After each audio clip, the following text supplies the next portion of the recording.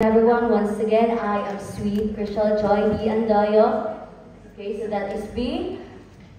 And today I will present the utilization of inquiry-based learning. Inquiry-based learning is a teaching approach, a teaching strategy that we utilize in a classroom specifically inside the classroom. And we test if the use of inquiry-based learning is effective on the grade 8 students, specifically in the topic physical changes of matter. Okay, so inquiry-based learning, or IBL, is an active, student-centered approach. So this approach centers more on the student, not on the teachers, not on the environment, but focuses on the student. Because it enhances the critical thinking and conceptual understanding by encouraging questioning and real-life connections, because science is all about us, okay? So if you look outside, there is science. If you look inside, there is also science. And science fosters a critical thinking and questioning. So we need to help or develop the students to have become an inquisitive students, because they need to develop how to question things for them to be able to understand how this works and how these methods really works about science. Okay? So in the Philippines, policies like the K-12, so in the Philippines we have the K-12 program. So K-12 stands for the kindergarten until the 12th grade. That's how our curriculum works. It promotes IBL, yet science proficiency remains low. So in fact, science proficiency is not yet on par with English proficiency, because in the Philippines, there are students that are more proficient in English, unlike science, it's still low in that level. Okay? So local study shows students benefit from hands-on, collaborative learning, but face challenges in problem solving and theoretical concepts. So this study investigates how IBL, or the inquiry-based learning, impacts students' academic performance and understanding of physical changes of matter, offering practical insights for improving science education. Okay?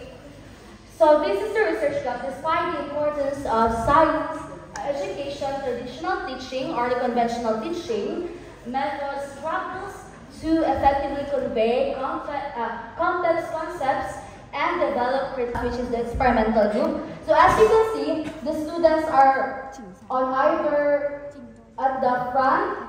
So it is because we are conducting an experiment. Since this is a science class, we need to enhance the student. We need to develop their critical thinking skills. So how to develop their critical thinking skills? We use the experiments to let them know or to understand more about the topic. So our topic is about physical changes. So we experimented about the condensation, evaporation, and precipitation. So as you can see in this picture, we had our experimentation together with our students for them to understand more about the lesson. Okay, so after the experimentation, we help our hosts. So in the first picture, this is the control group. They did not receive any intervention. Instead, they have the conventional teaching approach. But in the second picture, they receive the intervention, which is the inquiry-based learning. Okay. Next, we will know their results of our study. So in this table, we can say that the experimental group mean scores is 7.600 compared to the control group. So their verbal description is low. Yes, it is low because they did not yet learn the topic. So they don't have any prior knowledge about the topic. So their scores are relatively low.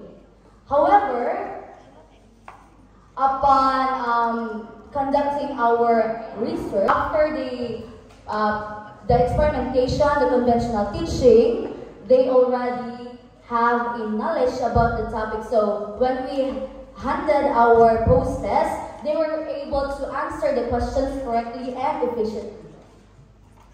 Okay, so this is the mean gain score. So comparing the two, the mean gain scores are 13.67 from this experimental group and 11.489 from the control group. So there are a significant difference from the two.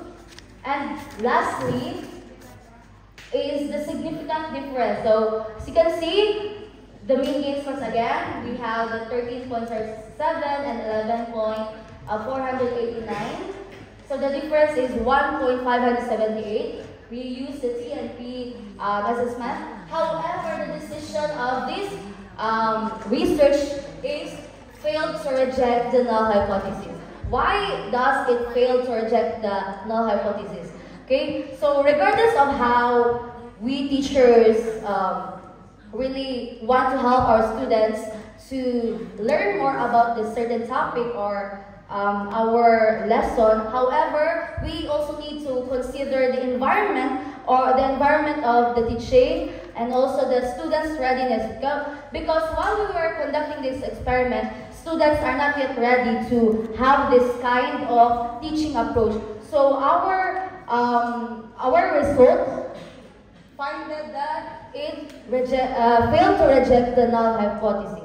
However, based on our results, inquiry-based learning is really helpful in terms of as a teaching strategy implementing inside the classroom. Okay? So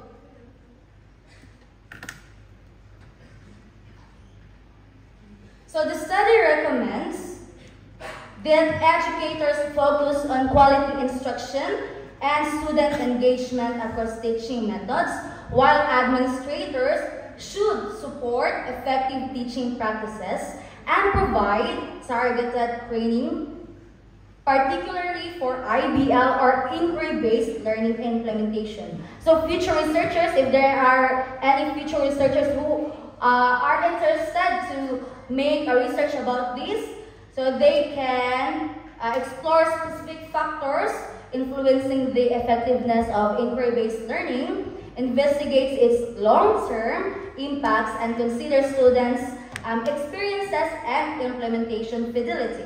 Okay? So in conclusion, the findings presented herein offer valuable insights into the effects of the students' academic performance in science. It was based on the researchers' own classroom experiments and the IBL method. Okay, so the researchers also focus on key ideas related to physical changes in matter.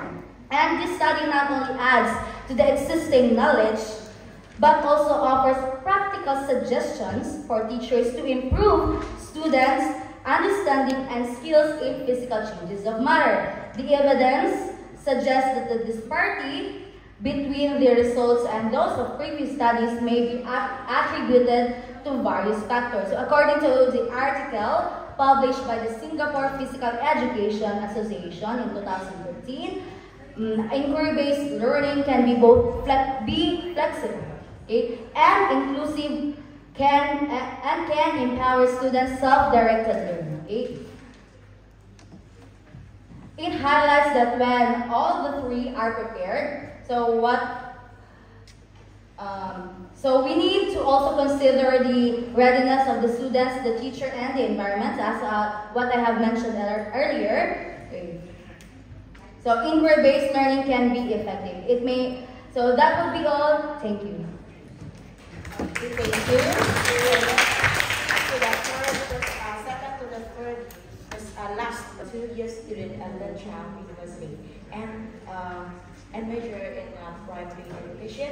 Yes, and with a strong interest in the sustainable development and community-focused education, I'm honored to share my growth and finding to today's workshop. Yeah.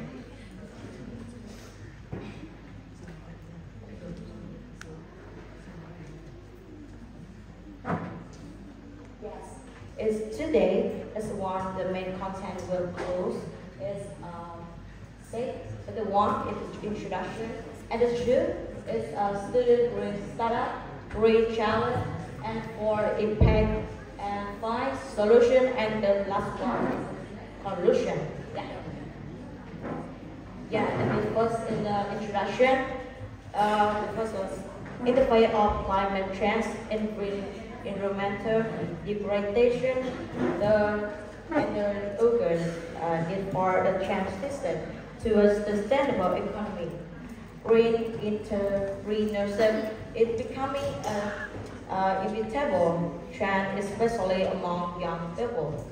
Green entrepreneurship, green to resilient model that focus on environmental protection, sustainable development, and minimizing negative impact on nature. Yeah. But as a student green startup, the number of students led green startup is a great deeper, more meaningful conversation that smarter better understand effect and global citizenship. The research findings demonstrate that cultural exchange program, when coupled with strong language education, enhance students' language skills, intercultural